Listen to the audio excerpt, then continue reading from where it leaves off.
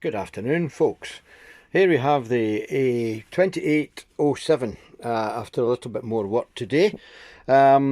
We've finished all the kind of cleaning of the chassis as best I can, and it's now coated with this stuff all over it. It gives it a very dark appearance, probably not to everybody's liking, but certainly it was better than it was before. It's a bit more light. As it does definitely look much better. I've also replaced some caps, haven't done that many so far. I've done the ones underneath more. These ones on the RF board need to be replaced. We've done the audio coupling capacitor to the volume control. What else have we done on the top? Really just a tidy up, and I put these, just sat these cans on just to see the effect, how it looks much nicer with the cans on than it does with just the valves. So that was that. I'll take them back off because what's going to happen is they're going to fall off as I turn the chassis around. So I'll take them back off. These are just sitting in, just to give you the impression of what we've done. So I'll just take them off. So we'll turn it around now, and once we remove this out of the way, as we can see, we now have replaced a few capacitors. This is the EHT smoothing capacitor, which was the original was leaky, so that got thrown in the bin and replaced with this modern component, which is rated at 10 kV. It's 1000 picofarad. As you can see, these are the capacitors. Now I've replaced these ones here, two down here. Now these don't normally come black. These are just the yellow ones, but I tend not to restuff unless I'm doing a job for somebody else that wishes them to be done, which I will restuff, obviously, but I just give them a wee coat of black paint round about them. You can actually buy capacitors like this with the paint round it.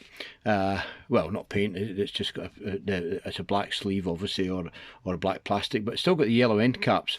So it's really just to kind of copy that idea. All the capacitors were way out of value, and all of them were leaky. Now I haven't done every one, as you can see. I've done a couple up there on the IF board, tuner board, so they have to be done. All the little Hunts capacitors are going to have to be replaced. Some of them are cracked and not so nice, so I'll do that as well. I replaced them with the values that were in the set, not on the diagram, because there are some differences between the diagram and the values that are in the set. So I never replaced them with the values that's in the diagram, because as it came with that's the way it was, and it obviously worked, so we leave it at that. Diagrams sometimes are not up to date. They do small mods to TVs and all this kind of equipment as the years go by during the production run, and sometimes the manuals are not updated. So it's always best to just replace it with the values that are in the set. That way you can't go wrong. So that's exactly what we've done, and that's how we kind of proceed. The boost capacitor I've replaced. It was a 1 microfarad. I've replaced that. There was a now wait a minute. Let me think. I'm just trying to think.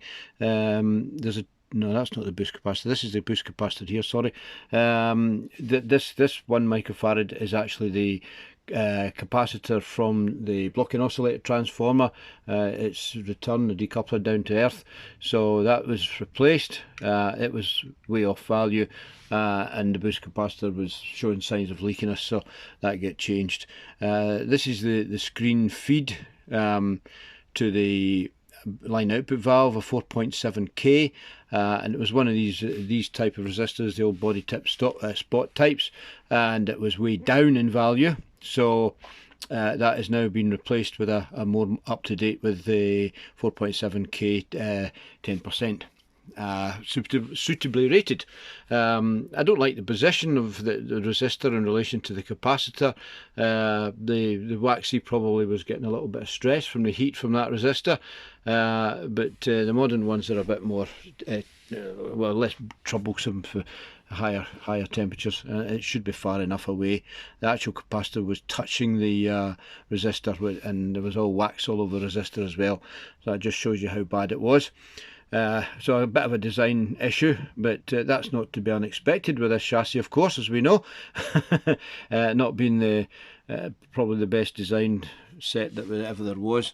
But as we can see, there's a lot of these little Hunts boys to be changed, these chocolate things, so they'll get done. I don't know if I've actually got enough capacitors in stock for that. I might have to order some more, but we should have some anyway to do it. I'll do the majority. The ones that's across the heater chain I'll leave in the meantime. I can always go back to them at a later date once we've got this thing tested. As yet I haven't made up the base for an ECC 82, so we haven't done that as yet, but hopefully I might get a chance tomorrow to do that, failing that some other day. But as I say, this is just part 2 of the video, and there's been a bit of progress with it today. I'm hoping that possibly in a week or so we may be able to fire it up and see exactly what it's going to do, see if it's going to run, see if it's going to do anything, or whether it's going to go up and smoke. Hopefully that doesn't happen, but yeah, we should maybe in a week or so we'll be able to test this. So as I say, this is part 2. Next part of the video will be the remaining components on the top, and the ECC 82, the construction of that with the base as well, just to show you how that goes. So there we go, that's it guys. Thanks very much for taking the time to watch this, and hope this inspires anyone else to have a go at one of these really awful sets. Okie dokie, cheers now, bye.